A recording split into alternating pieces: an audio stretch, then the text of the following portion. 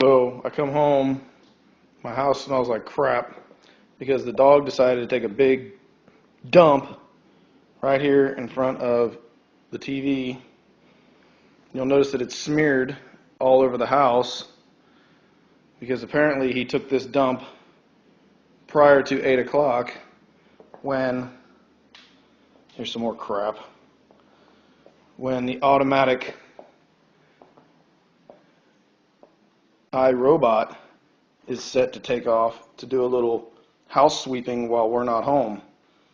So he took this big giant crap and my iRobot smeared it all over my living room and house. I couldn't be happier right now. Unbelievable. Dragged it onto that rug carpet thing. I guess we're going to have to throw that thing away now. I don't know about cleaning that. I can't even walk around the house. There's crap everywhere. You gotta be kidding me.